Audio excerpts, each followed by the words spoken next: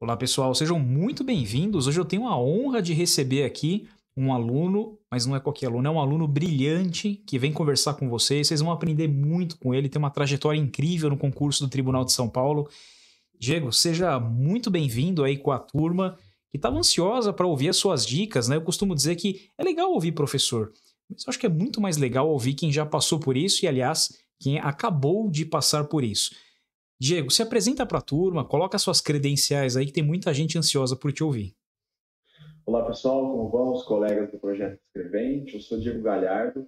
Hoje eu sou advogado, mas eu fui aprovado no concurso de 2024 com 7 meses de preparação, exclusivamente com o projeto do professor Ricardo.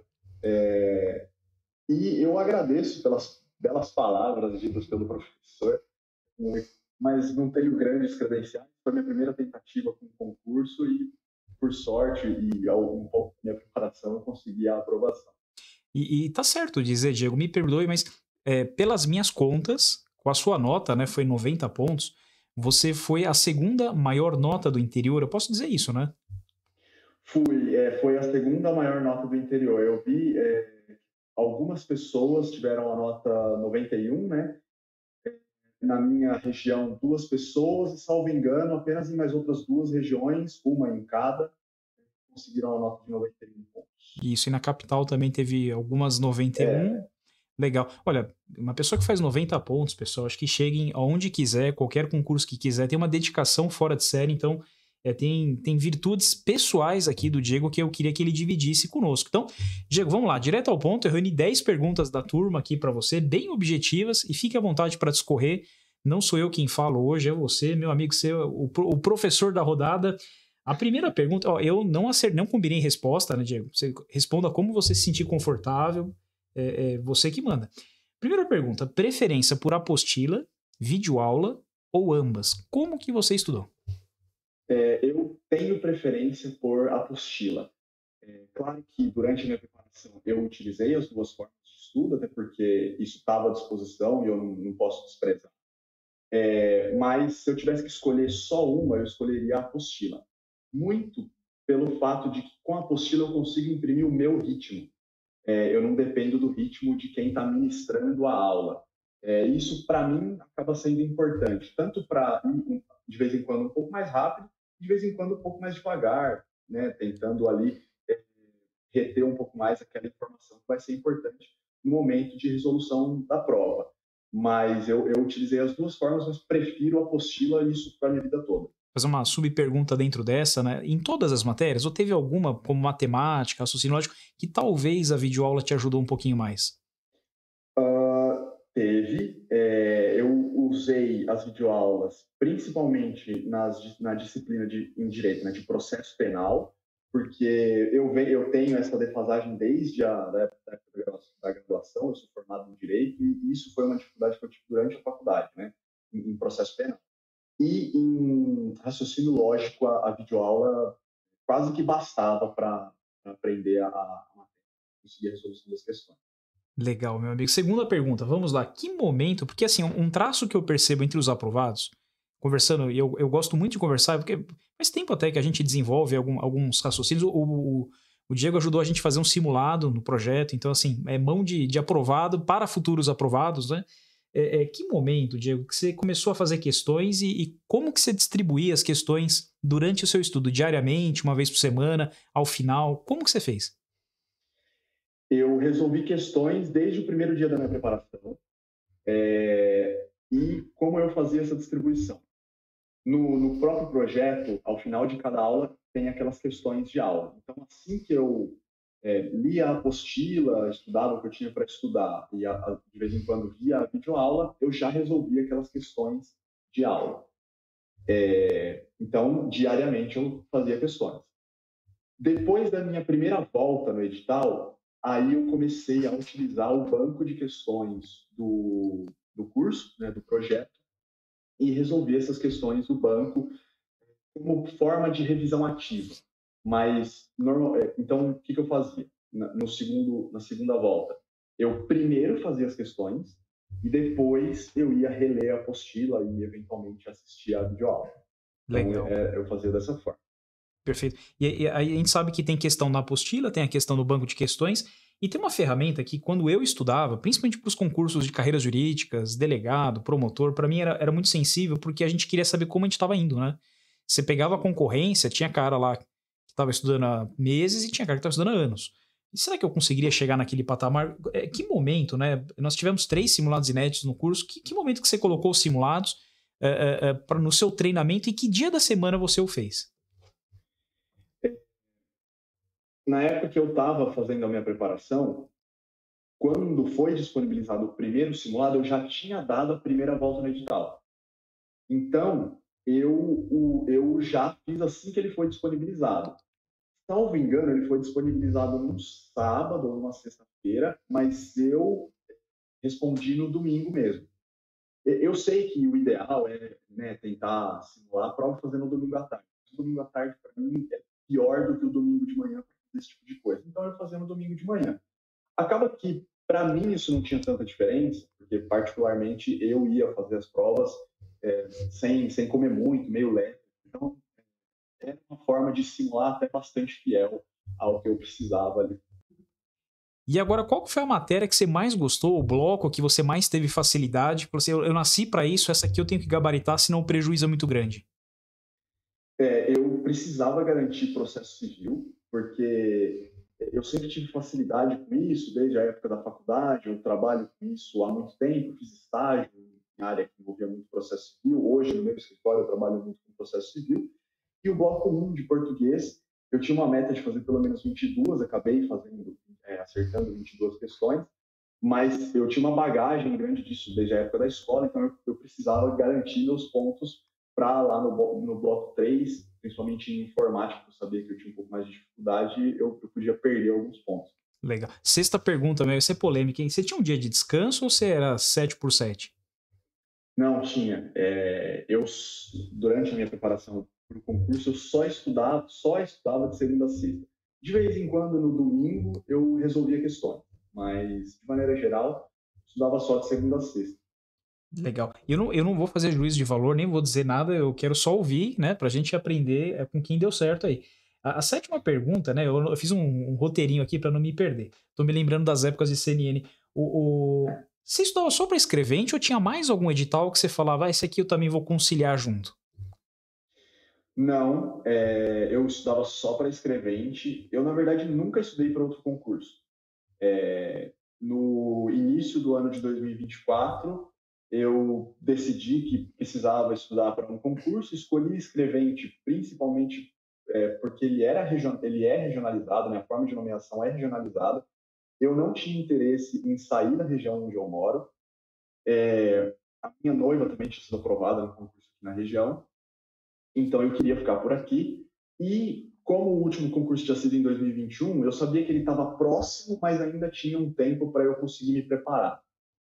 Então eu estudava, foi a primeira vez que eu estudei para concurso, eu estudei só para escrevente durante o período de preparação. Você já tinha prestado algum concurso antes ou esse foi o primeiro?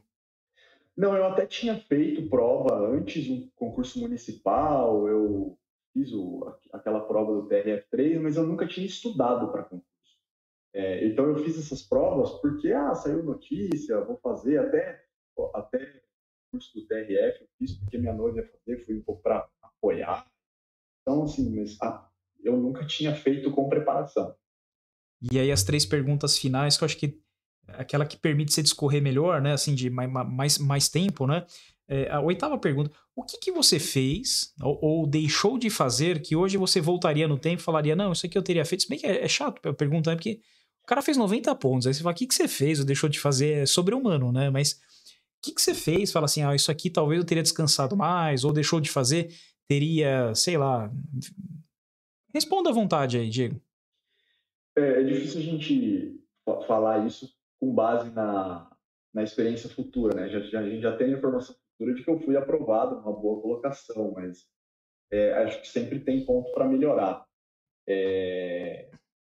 Eu teria me dedicado mais a aprender a parte de informática. De vez em quando eu fazia as questões, eu ficava um pouco frustrado com o percentual que eu acertava de questões, mas em vez de me dedicar um pouco mais para ter uma melhora, eu ficava só frustrado, falava, eu vou estudar mais as outras coisas e aqui eu não tenho muito... Vou errar mesmo? Eu já vou errar de qualquer forma, para mim, informática é a disciplina menos previsível do edital. Porque o escopo do programático é muito grande, é quase infinito. Eles escrevem lá, Microsoft Windows. Então, assim, pode cobrar tudo disso. Então, é menos previsível para mim e isso acabava me frustrando um pouco. Mas eu deveria ter me dedicado mais para aprender e contar um pouco menos com a sorte. Legal. E as duas últimas perguntas, aliás, lembrando, pessoal, que o Diego ele fez a prova de setembro, né? Que foi do interior, não foi anulada, e para mim foi a prova de informática mais difícil da história, né? Foi uma prova complicada, porque a VUNESP sempre teve as 14 questões difíceis. Agora em 2025 reduz o número, né? Para 9 questões, salvo o melhor juízo, mas ela provavelmente mantém esse nível de dificuldade. Informática ficou pior, né? O que não ficou, né? Aumentou aí 600 artigos de legislação interna, enfim. E as duas últimas perguntas, Diego, eu vou fazer elas conjuntamente, que aí você fica à vontade que tem muita gente que está inseguro, né? Será que isso é para mim? Vai dar certo? Não vai? O que foi decisivo na sua aprovação que você fala, olha, ainda bem que eu fiz isso e que conselho você daria para hoje, quem está no projeto Escrevente 2025, está com o edital aberto, tem a prova lá em 7 de dezembro e fala, eu quero seguir 10% do que o Diego fez, para mim não precisa ser o primeiro colocado do concurso, mas eu quero passar e tá dentro do tribunal. Então, a primeira pergunta. Eu não sei se muita gente dá esse feedback para você, né? Depois que termina o curso, faz a prova. Para mim, a ferramenta mais importante do projeto todo é aquela tabela que você faz nas apostilas do percentual de incidência de cada tema nas provas passadas, né? É claro que o que aconteceu no passado não é uma garantia do que vai acontecer no futuro, mas é muito legal para ter uma base e eu utilizava isso como forma de visão, né? Porque depois que eu dei a minha primeira volta no edital, eu não segui exatamente o cronograma proposto pelo projeto. Eu passei a seguir a sequência da ordem, né, de incidência dos temas na prova. Então, no processo civil, primeiro eu estudava o tema com maior incidência, depois o segundo com maior incidência. Então, eu acho que essa ferramenta talvez nem seja a que as pessoas mais prestam atenção, mas para mim isso foi fundamental. Assim. Ela foi a base da minha preparação durante todo o projeto. Eu usei isso como estrela guia aí durante toda a minha preparação. E o conselho para a turma que você falaria, ó, faça isso, vai dar certo, é possível, o que você... Eu falo, não, sai dessa vida, isso aí desiste, vai prestar magistratura, sei lá. Não é mal também para aqueles que têm os requisitos, mas acho assim, o conselho é bastante básico e é aquele mesmo que todo mundo pode dar. Você precisa ter consistência e você precisa traçar um plano e seguir esse plano. Alguns dias vão ser mais difíceis, mas independentemente dos dias difíceis, o trabalho precisa ser feito da mesma forma. Ainda que você tenha que fazer um pouco mais devagar, um pouco mais de peso, faz de qualquer forma. E algo que eu percebo muito, porque eu acompanho bastante aqui o grupo do projeto, às vezes eu respondo o pessoal, para trocar ideia, para tentar acalmar os corações agitados aí das pessoas que vão prestar o curso, porque eu sei bem como é passar por isso. Eu percebo que algumas pessoas são apegadas com uma sensação de dificuldade naquelas disciplinas do bloco 3, especialmente matemática e raciocínio lógico. Isso, me parece, é uma trava muito mais psicológica do que, de fato, a falta de capacidade de resolução das questões de matemática e raciocínio lógico. E ficar reforçando esse sentimento, né, de que é difícil, de que você vai conseguir aprender, na verdade, me parece que só diminui o ímpeto para superar esse obstáculo. Então, eu acho legal as pessoas entenderem que, ainda que você possa ter uma maior dificuldade com isso, o que é cobrado no prova de escrevente pela VUNESP, né, no prova de escrevente do Tribunal de Justiça, são questões muito básicas dessas matérias que eu, né, nunca fui um grande matemático, nem na escola, em nenhum momento da vida, até porque não teria, honestamente, estudado direito se eu fosse. tinha grande afinidade com esse tipo de matéria. Mas, como o conteúdo programático para o Tribunal de Justiça é bastante básico, aprender essas disciplinas, especialmente com os professores do curso e com o material do curso, fica muito fácil. Especialmente no lógico, você aprende aquelas regrinhas, não são tantas assim, é quase que certo que a pessoa consegue gabaritar essa disciplina na prova de escrevente. Então, essa trava psicológica é algo que precisa ser superada. E se a pessoa conseguir superar isso logo na preparação, a preparação dela vai ser muito mais proveitosa, vai ser muito rápida. Né? Grande Diego, viu? Assim, considerações extremamente valiosas, não só na parte de conteúdo, né?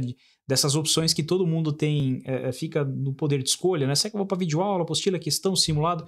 Pergunta que eu recebo acho que 20 a 30 vezes por dia, mas principalmente por esse lado de vai dar certo, né? Aquilo que você falou muito interessante, né? Disciplina não é fazer o melhor de si, é fazer o que tem que ser feito, né? Se você tem lá o conteúdo para cumprir, você tem que dar um jeito de cumprir esse conteúdo. Eu fico muito feliz por ter tido você como aluno, por ter tido hoje você como colega, por ter você como futuro, aí está em vias de tomar posse, né, como colega de instituição. O tribunal ganha muito com o seu nome, um cara dedicado, sério, gosta do que faz, né? Então, a gente fica muito feliz em poder te ouvir, Diego. Então, fica meu agradecimento, meus parabéns, e tenho certeza que muita gente aqui, centenas de pessoas que vão te ouvir, lá na frente vai falar, olha... Tava até conversando com o Pietro, né? Que ele citou uma frase que eu falei numa live, que nem eu lembrava. Um processo jesuítico, né? Ele falou, aquela frase eu ficava repetindo para mim. Interessante, ele guardou isso. E vai ter muita gente que vai guardar o que você disse agora e vai se lembrar de você. Então, Diego, muito obrigado. Deixo que você encerre aqui a nossa live com a turma e depois eu volto para fazer o encerramento do vídeo. Bom, então eu espero que essas minhas considerações possam ajudar pelo menos uma das pessoas que vai prestar a prova, se uma das pessoas fizer a prova e, né, tiver o sentimento de que algo que eu disse aqui contribuiu de qualquer maneira para a aprovação ou, né, para a preparação, às vezes a aprovação não vem nesse, mas vem no próximo, o curso no fim das contas é assim. Se tiver ajudado de qualquer maneira, eu já vou ficar bastante contente. Isso é um bom uso do nosso tempo, né, tentar auxiliar as pessoas aí para que elas tenham um bom resultado naquilo que elas se propõem a fazer. E eu espero que todo mundo possa utilizar da melhor maneira possível as ferramentas do projeto. A dedicação de todos os professores, especialmente o professor Ricardo, é bastante nítida quando você utiliza as ferramentas do curso. Você percebe que a apostila é feita com muito carinho, as questões são bem elaboradas, especialmente o simulado, e agora eu participei da elaboração de eu sei. Foi o mais difícil de todos.